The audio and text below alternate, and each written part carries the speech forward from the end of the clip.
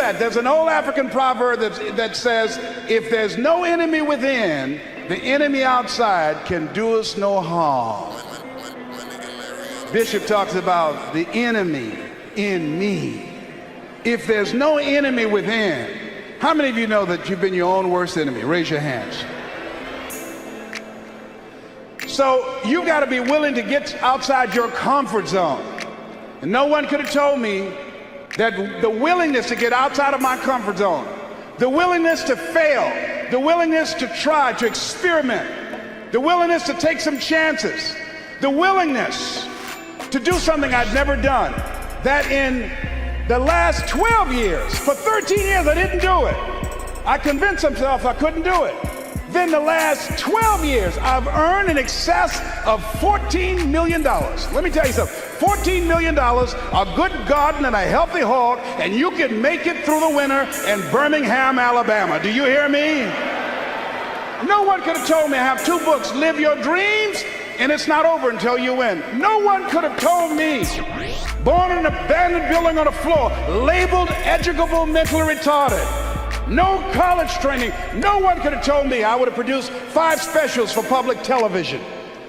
That I'd had 3 years ago the highest rated, fastest canceled talk show in the history of television.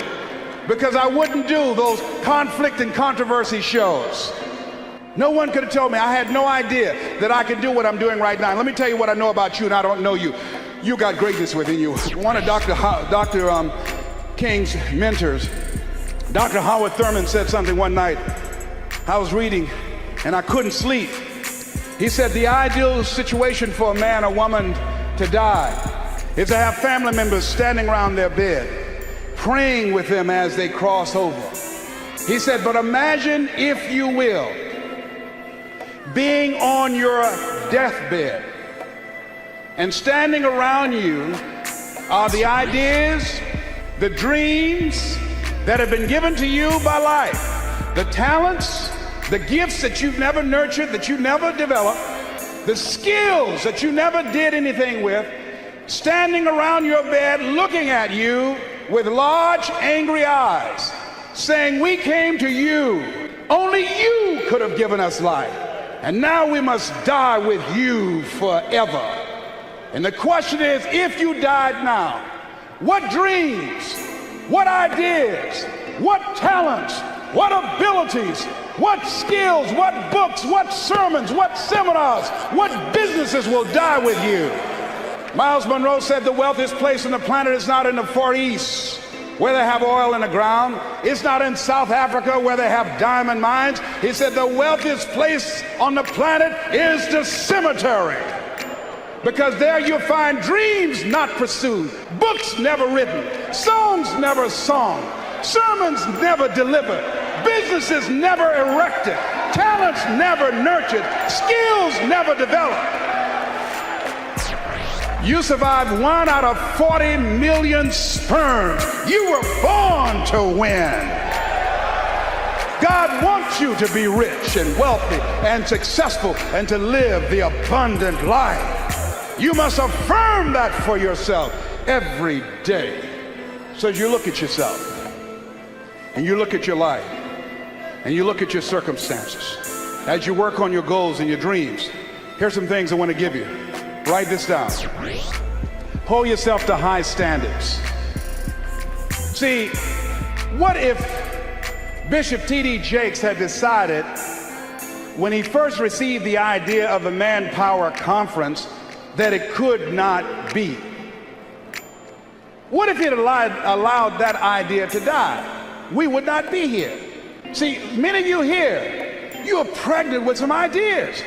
I'm telling you what I know. I will leave here this afternoon, tonight, in 1 hour, doing what I'm doing now. In 1 hour, I'll earn in excess of $150,000. I had no idea that I had the capacity to do what I'm doing right now. You've got genius in you. You're made in the likeness and image of God. You've got greatness in you. You have some special stuff in you. You showed up with it.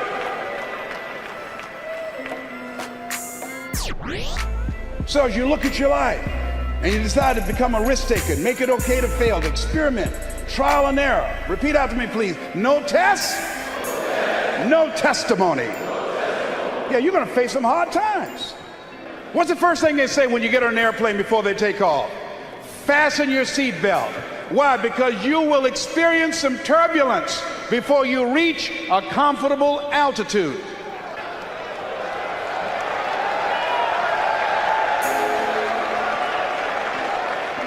Life was testing me when the man looked at me and said, "You have prostate cancer. Your tumor is too large to have the surgery.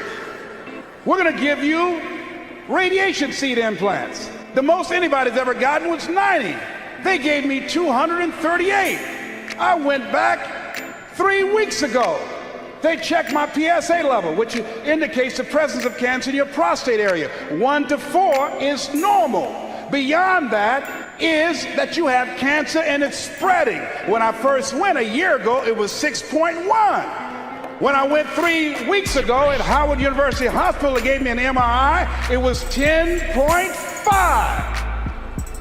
The guy said, "I'm sorry to tell you this." I said, "What do you mean?" "You're in the same situation that you were in when you came here." Here's something I heard. At Christ Universal Temple Church, at a restaurant, Bishop T.D. Jakes was praying for a lady in a wheelchair. And it's odd how things come to you. When he finished praying for the lady, I'm sure there were some questions were asked that weren't verbal, that if the prayer worked, why didn't she get up and walk? And what he said as he was walking away, healing takes first, he said healing takes place first in the spirit.